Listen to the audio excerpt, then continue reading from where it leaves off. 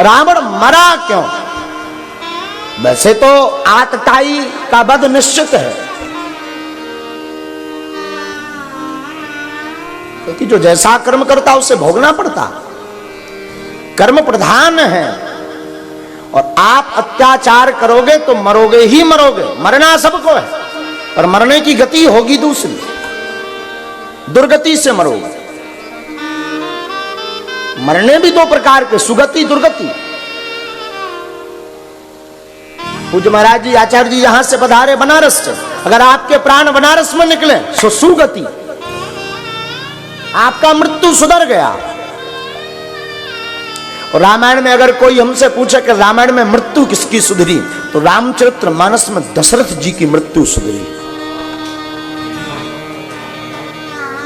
मौत सुधरी तो दशरथ जी की, क्योंकि जब तक जीते रहे तब तक वो राम को देखते रहे, और जब मरे तो राम राम कहे, राम कहे, राम राम कहे राम।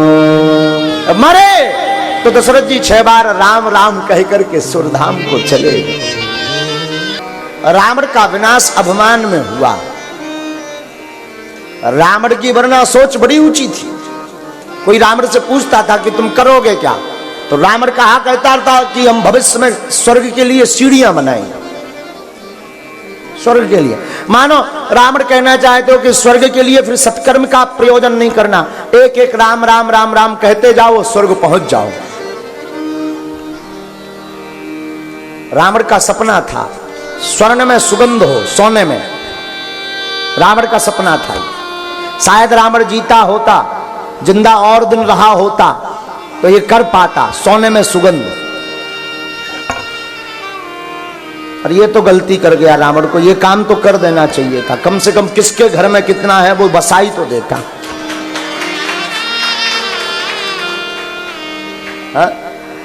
रावण का सपना था सोने में सुगंध, स्वर्ग में सीढ़ी। हाँ, रावण का सपना था धुआं की गांठ। रावण के सपने धुआं, जो धुआं होता ना धुआं, तो रावण का सपना था धुआं की गांठ बनाना। ये रावण के सपने थे। पर आप या कोई हमसे पूछे रावण हारा क्यों, तो रामायण में अगर किसी की मौत सुधरी तो दशरथ जी की, लेकिन रामायण में अगर उद्धार हुआ तो रावण का भी हुआ।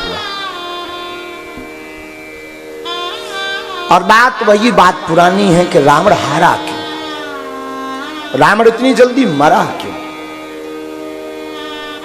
राम जी ने जब राम को मार दिया तो लक्ष्मण को कहा, लक्ष्मण ये बड़ा सुशासक रहा, ये बड़ा ज्ञानी राजा रहा, लक्ष्मण कुमार तुम एक काम करो, लक्ष्मण तुम इनके पास जाओ, कुछ ज्ञान मिले तो लेकर आओ, राजपाट चलाने के काम आएगा,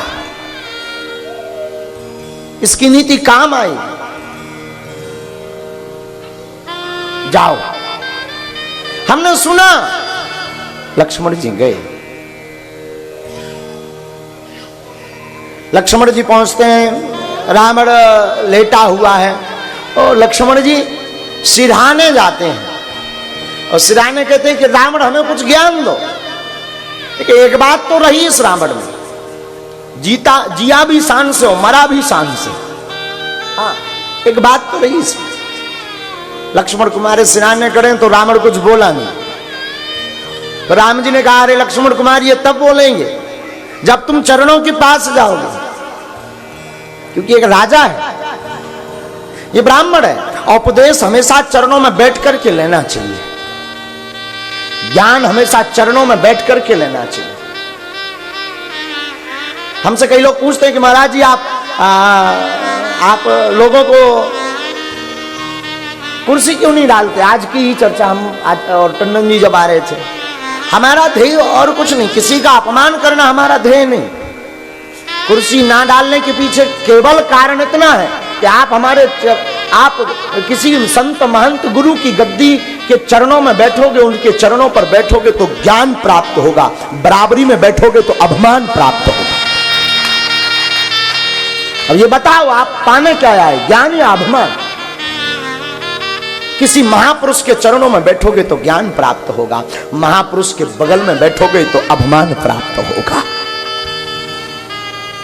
और संत, गुरु, मात पिता, इनके चरणों में बैठ करके ज्ञान जितना मिल सके तो चरणों में बैठ करके ही लेना।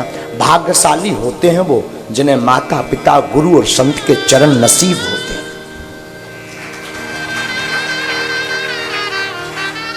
वरना लोग तरसते हैं, गुरु के लिए भी तरसते। आजकल गुरुओं की भी होड़ लगी, मार्केट में न्यू न्यू गुरु लॉन्च होते हैं।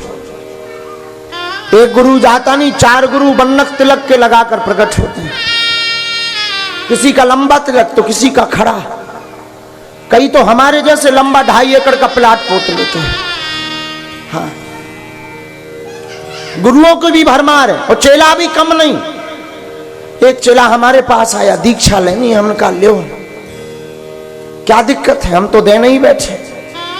बोला नहीं नहीं नहीं, आप समझे नहीं, शरणागति। हमने कहा हम समझ गए, कान फुकवाना।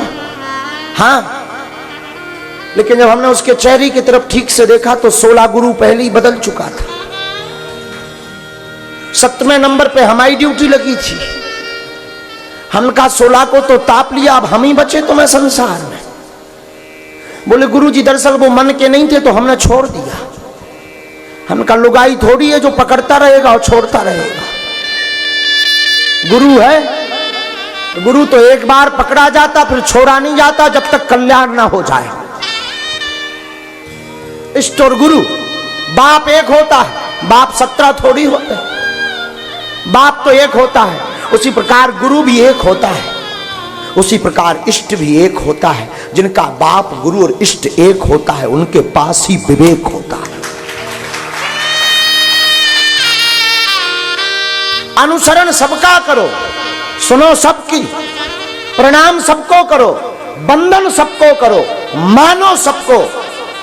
पिताजी भी कई होते हैं, बड़े पापा को भी पिताजी कहा जाता है, बड़े चाचा जी को भी बड़ा पापा, बड़े पापा।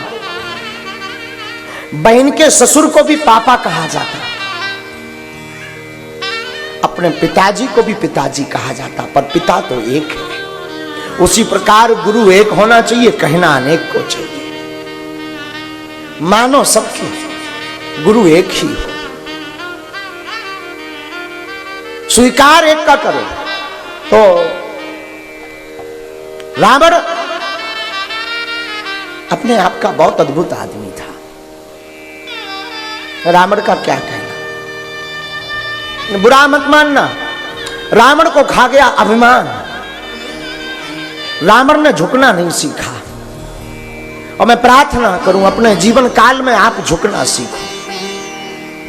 श्रेष्ठ के चरणों में झुकना सीख जाओगे तो आयुर्विद्या यशो बलम, आपके जीवन में आयु बढ़ेगी, यश बढ़ेगा, बल बढ़ेगा। जो माता पिता, गुरु, संतों को प्रणाम करता है वो कभी हीन नहीं रहता,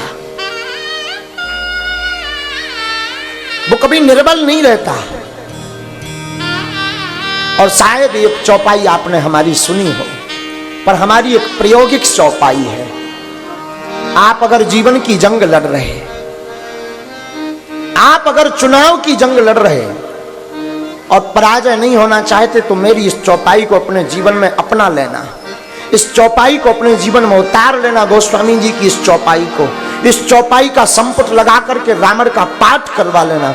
मुझे अपनी व्यास गद्दी पर विश्वास है, आपको जगत में कोई किसी भी जंग में नहीं हरा सकता। कवचे अभेद, चौपाई नोट करना, कवचे अभेद, विप्र गुरु पूजा, विप्र गुरु पूजा, यही सम विजय उपाय न बूझा। कवचे अभेद, विप्र गुरु पूजा, विप्र गुरु पूजा, जय उपाय न दूजा यही सब विजय उपाय न दूजा। अगर आप व्यापार करते सफलता नहीं मिल रही, विजय नहीं मिल रही, तो ये चौपाई पढ़े। अगर आप राजनीति करते और पराजय का भय है, इस चौपाई को जीवन में उतारें। अगर आप पढ़ाई करते, याद नहीं हो रहा, पास नहीं हो पा रहे, तो इस चौपाई को जीवन में अनुकरण करें। अगर आप चाहते कि हमारे शरीर का बढ़िया कवच बने, हमारे शरीर पर कोई शक्ति बुरी बला वार ना कर पाए, तो इस चौपाई को जीवन में उतार लें। बोलना भर नहीं है, पाठ भर नहीं करना, जीवन में अपने चरित्र में उतारना है, अपनी क्रिया में उतारना है, अपने प्रयोग में उतारना है, अपनी दिनचर्या में उतारना है, अपने स्वभाव में उतारना है, अपने व्यवहार में उतारना है, अपने जीवन में उतारना है। और इसमें तुम इसमें मिल जाना, कोई हरा नहीं सकता। चौपाई रामचरितमानस की, गोस्वामी जी की जबान। कवच विप्र गुरु पूजा कवच अभेद